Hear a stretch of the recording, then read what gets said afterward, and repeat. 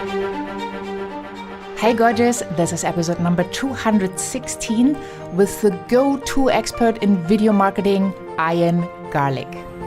Hi, this is Ian Garey. You are listening to the Heart Sells podcast with Christine Schlonsky. Enjoy. Well, I'm looking very much forward to the next conversation because Ian Garey is the go-to expert in video marketing and storytelling. He has produced more than 2,000 videos for his clients, and he's a best-selling author of 3 marketing books as well, has recorded over 250 episodes of the Garey Marketing Show, which I had the honor to be a guest on. And now I'm so excited that he found the time to be on Heart Sells podcast.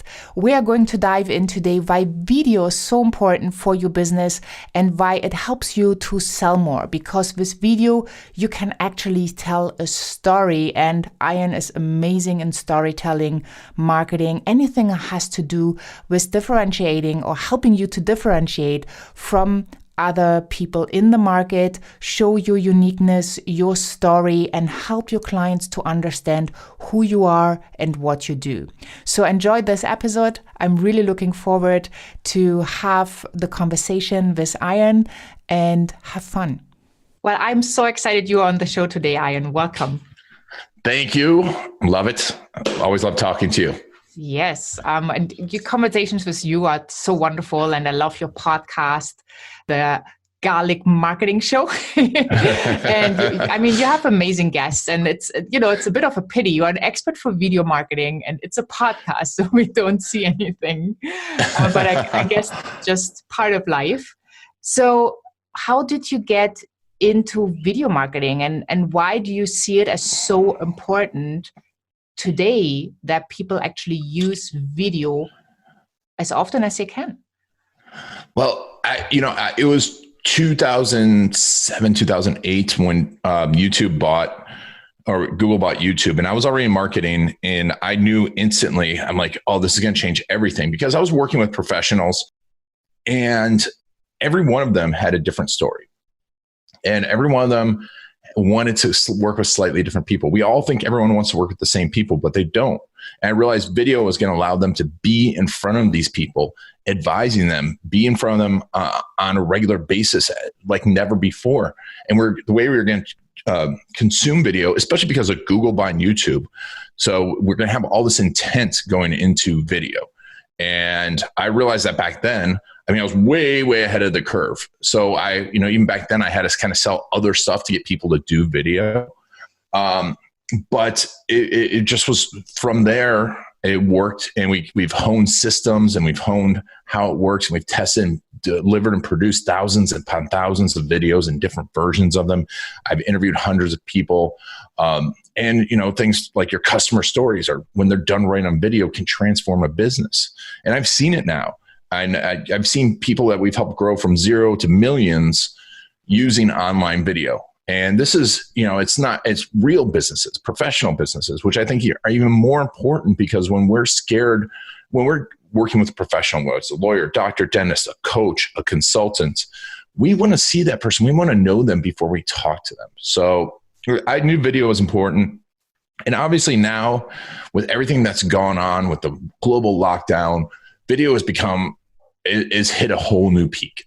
It's, to the point where they're having to throttle YouTube. In India, they're throttling YouTube, so it's a lower bit rate. There's that much video being consumed. So it's not going to go back down to the level it was a month ago ever again, because people's views have shifted, their habits have shifted, they're used to video. So now it's almost moved from a important to have to an absolute must. If you want to compete in the marketplace, you've got to be doing online video. Yeah, and I know that's a challenge for people, like the building the business, getting online. That's already a lot of work, and now including video.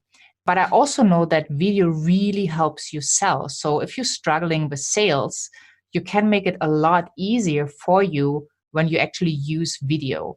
Would you have some advice for people what to do first, or what is the video to have that they have at least a start? Yeah, I mean, I think customer stories are the easiest, the low hanging fruit. You know, even if you think your customers won't talk on video, that someone will. So those are the easiest ones and stories. I say case stories. I use that term, not testimonials. I don't want to hear, oh, Christine's great. Her show's awesome, which it is. But if I'm new to you, that doesn't matter to me. What I want to know is, who's this person? How did it help them? Are they like me? What was their problem? Was it like my problem? And that's why you have to tell a story. So I would say those are the easiest ones. But then really know your customer's journey, like understanding your customer's journey and what's going on right now. Like we're filming this in the middle. And I mean, I know people will be watching this later, but in the middle of the lockdown, middle of the shutdown, understanding what's going on inside their head. Because I'm seeing people put out content and videos that are horrible because they're completely not acknowledging what's going inside that person's head. They're like, oh, we're open for business. I'm like, I don't care if you're open for business. Or maybe they're like, we have Zoom. I'm like, I don't know how to use Zoom. So there's moments, if you know your customer's journey, there'll be moments where it's critical to make video. And that will be the video you need to make right then and get it done as fast as possible. But long story short, any other time I would start with customer stories and then maybe get into, your process. A process video or your about us video are two easy ones. They're high converting ones. They're not going to drive a lot of traffic, but they're improve the performance of all of your other content. Yeah, I think it's important because it helps people to kind of get prepared. So when they actually speak to you, they already have a feel of who you are, right? You don't need to explain all the credentials. It's just, well, you're here because you watched the video, you've checked out the website, you've seen case stories, and you know that we might be the right people to help you. Yep. Yeah. Oh, completely. Yeah, you mentioned earlier, and I thought that was really interesting that businesses rated for more or less from 0 to millions. What would I need as an entrepreneur? Like what mindset? Not necessarily the technical part and stuff, but what mindset or where do I need to focus that I can really kickstart my business? And that's a great question because you're right. Everyone wants to start with what camera to use. What, or what platform should I be on? And those are like the last questions you should be answering. We all have a camera. The mindset of first of all, providing value in the moment, because we decide because of the situation. There's a thing called fundamental attribution error. We believe that people do things because of who they are. They do things because of what's going on. So understanding what's going on at that person at that moment, like we just talked about, is absolutely crucial.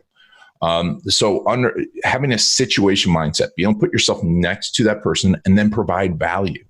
And if you're providing value with your video, if you're truly providing value, and there's a format for doing that, but if you're providing value, not just telling someone what they need to do, but being empathetic to what's going on at that moment, they'll pay attention and you will help the right people. So know the situation, provide value, and then understand that one video isn't going to do it. You've got to be consistent, and everyone talks about this, but understand there's another philosophy called the punctuated equilibrium, and it's an evolutionary biology thing, but I talk about it with everyone. It was a great interview with Perry Marshall, who's an incredible marketer that I had on the show, but we think that, okay, I'm going to do X videos. I'm going to do 10 videos, and 10 videos will get me 1/10 the result of 100 videos. That's not the case. You'll get this kind of result, this kind of result. All of a sudden, you're going to feel like one video all of a sudden just takes off, and that's a combination of a bunch of things. But that's why and we see that, we're seeing that right now, even globally. And it's an evolutionary biology term because things happen at a big pop, not this slow. The dinosaurs disappeared, right? All of a sudden, the internet revolution took off. Internet was around for 20 years before. It seems like Netflix took off overnight, or this took off overnight. That's what happens. Or things go away overnight. But when it comes to your content, you've got to be helping, understanding the situation. And all of a sudden, 10, 20, 30, 40 videos in, your business is going to change, and all those videos are going to start working at a whole new level. So those are three big ideas: is understand the situation, provide value in that situation, and consistently be putting that content out there. Don't worry about haters. I know that one time, all of a sudden your business is going to take off. Yeah, such important advice. And I know you brought us a really cool gift, the storyboard video blueprint, which is an amazing course you put together, which I'm going through right now. So I'm going to give it a shout out right here and there. And people can learn more a little bit later of how they can get access.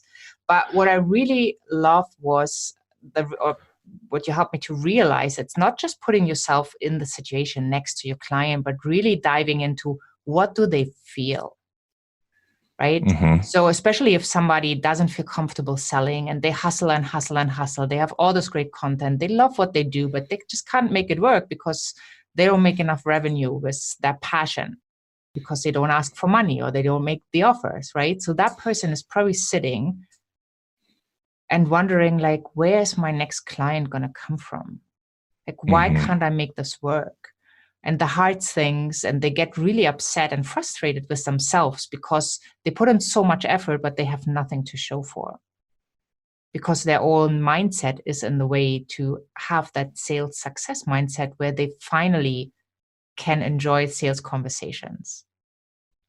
So they're far away from understanding how you can have even fun in a sales conversation. So, starting with that story way earlier to really meet them at the point where they are, not the point where you as a coach or mentor get excited because you see what's possible, but like really start with like 10,000 steps behind to make sure you get them understanding what you're talking about, so they feel heard and they feel seen and understood, that then you can take them on that journey where one day they will realize, oh, that's what I need to do. And now I know where I can go to get support. Yep. Yeah, exactly. And there's that fundamental shift that'll happen. It's like, boom. And they might watch your content. I have people that watch my content for 3-4 years, never said a single thing, and all of a sudden hire us, or all of a sudden sign up and, work with us. And they're like, oh yeah, I've been watching this. I'm like, well, why didn't you say anything? That happens. But it's because you're there early in the journey. And when it comes time to buy from you, it's a no-brainer. You're the only choice. Totally. Yeah. So do you remember the very first thing that you ever sold in your entire life? I don't know. I mean, when I talking started about going way back. Yeah. I mean, I was an entrepreneur, because I grew up in an entrepreneurial household. So I was an entrepreneur from the get-go. So I never thought that I wouldn't be. So I've started so many businesses. I don't even remember. I honestly don't remember. Like, something as a kid, like, did you sell cookies to go to, Boy Scout, I sold, or stuff like this? Yeah. I always thought big. So it was like, I always had big ideas of stuff to sell. And I don't even remember like all these ideas I sold. Garage sale stuff, doing that, getting on eBay, went back then and selling stuff. I was always big into marketing and getting people to do that. So I tried out all like the infomercial marketing stuff when I was like 15, 14, 13. Wow. And so I was learning that stuff, direct response back then, and my problem was just inconsistency. I was like, oh, let me try this. Let me try this. Let me try this. Let me try this. I always was a good salesperson because I never tried to sell. And I think that's where mindset came in. It was like, I worked in retail, and then I had a job. I was like 19 selling cars.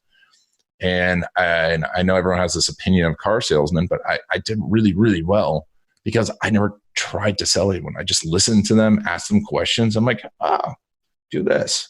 I'm like, oh, this is what's best for you. And really listen. And they could see that. And I think that's the key. But I realized back then it was just listening to people and providing what they need and what they're asking for.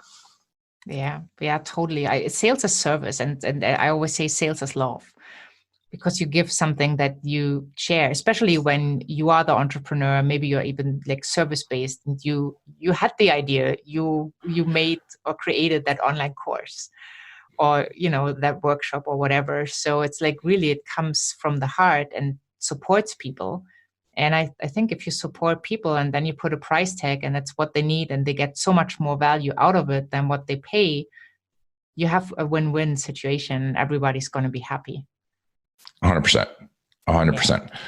And I mean, and like we talked about before, figure out more and more ways to help them. Yes. Yeah, totally agree. And do you remember then the very first time where you actually received money for something you did? I mean, I was in 97, 98, I was doing trading, like and trading advice. So yeah, back then I did. And right when I was out of college, and it was interesting. People paid me. It was very nerve wracking because then the stock market crashed. I went through that. But I was a trader around that time, but I was teaching people how to do it. And I think that was one of the first times I received money. I mean, but I've always been like in either service industry or an entrepreneur. So I was always either being an entrepreneur, selling something. Like in college, I built lofts for college kids and then took them down and got paid. And I did a lot of other stuff to make money and hustled during college to make money. So it's one of those things that just, I guess, was inbred in me.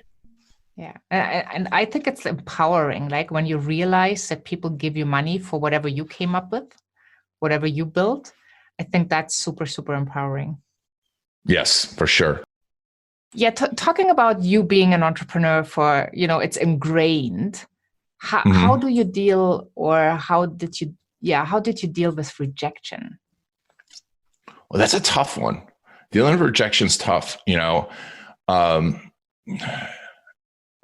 I didn't deal with it well a lot of times. I didn't deal with it well. I'm like, oh, my idea is bad. My idea is bad. And I look back and those were good ideas. I just didn't follow through enough and get rejected enough.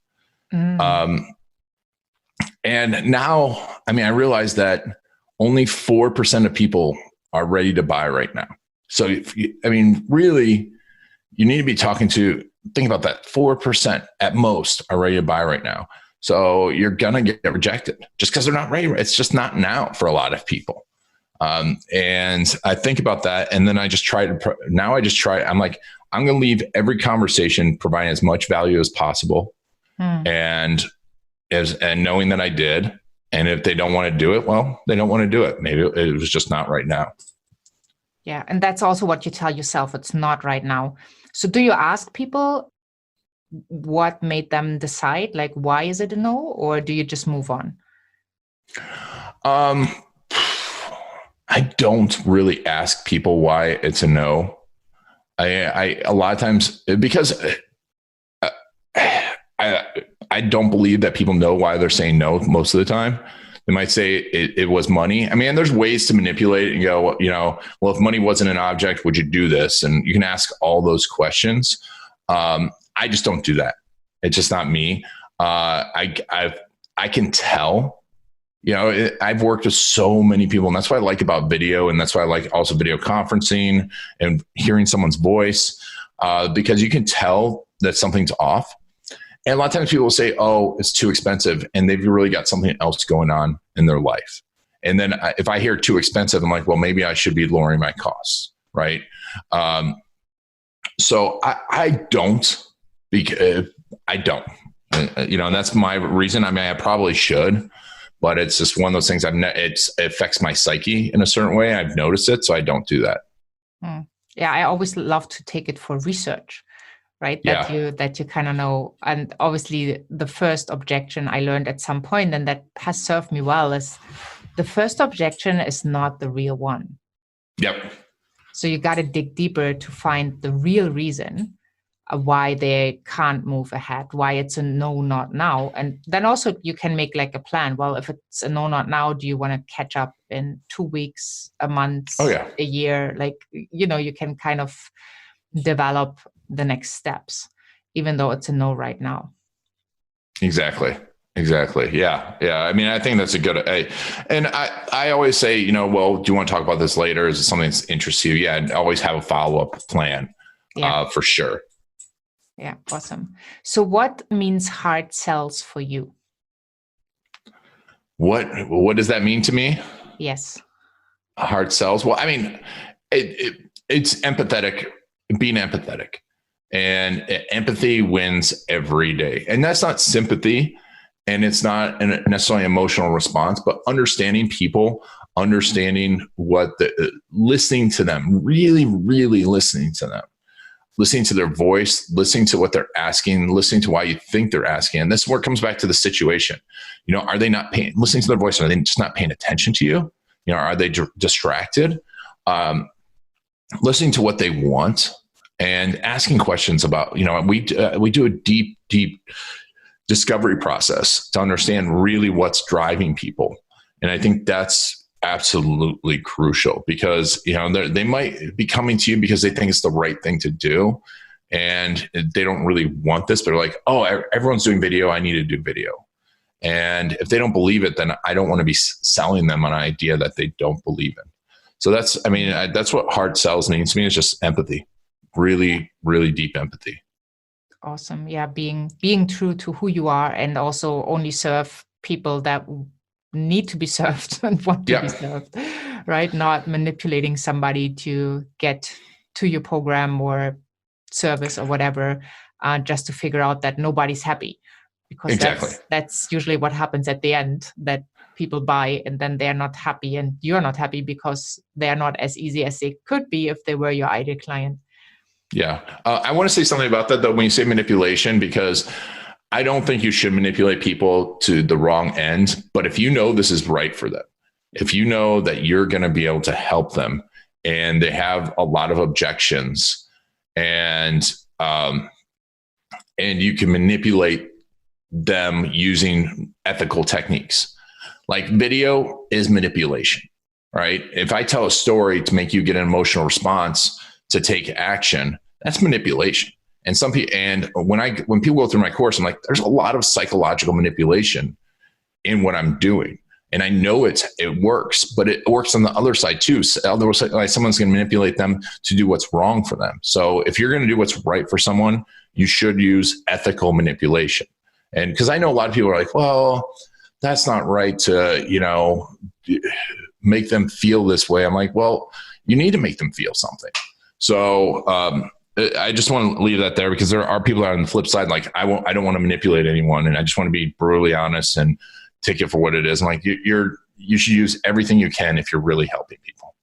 Yeah. Yeah. And I'm happy to get to that in the next episode because I think it's important to talk about it, especially because I'm talking to the pro right here. So we're going to get a lot of more insights and then also on how to differentiate from, what's an ethical way, what's not, and how you can use it for your business to really help more people and have more impact on people's lives in a positive way. And so let's finish this one by telling people how they can get their hands on the story board. The video blueprint. Yeah. So we're going to give you 30-day access to the first part of the storyboard blueprint course. I usually charge $2,500 right now to do this with someone one-on-one. And we went through and did this workshop with people and we did it live over a course of 5 days. And if you go to storycruise.com/heartsells, you'll be able to get access to that. You will have I'm not giving you unlimited access because I want you to do it. I want you to take action. I want everyone to take action. So that's why I'm making it scarce, because I don't want you to get in there and be like, oh, this is another one of those courses I put off to the side. I want you to take action because I promise you, if you do it, everyone that's done it, I've had, guys like Gino Wickman, who founded EOS, Chris Trier from Rankings.io, Tanner Larson from Build Grow Scale, multi-million-dollar businesses run through this. And I've never had anyone say anything, but this was eye-opening and it's changed the way that they sell. So please go there, storycruise.com/heartsells, and take advantage of it. Yeah, awesome. Well, thank you so much. I'm really looking forward to our next episode. Me too. Well, gorgeous, I'm really wondering if you have gotten some new ideas, because I have a ton of ideas and now it's up to me to actually put that into action, which I understand this video, it's not that easy, right? But don't get discouraged. Take your time, take your videos, take your case stories, take everything you have and put it into action so people can see you, they can learn about you, they can learn to love you and trust you before they even reach out. And it will really help you to get your sales game to a new level. I also found the concept of positive manipulation very interesting, and I'm happy that we have another episode together that Ian and I will be talking about positive manipulation in episode 217. So join us, and before you do with this episode, hop on over to christineschlonski.com/podcast, find the show notes and find all the links to connect with Ian, as well as his amazing free gift, the 30 days free access to the storyboard video blueprint workshop, which will help you a lot to get clarity and to set up your video production in the right way. Thank you so much for having been here. Looking forward to seeing you for the next episode. Have a wonderful day. Stay safe, and I'm saying bye for now.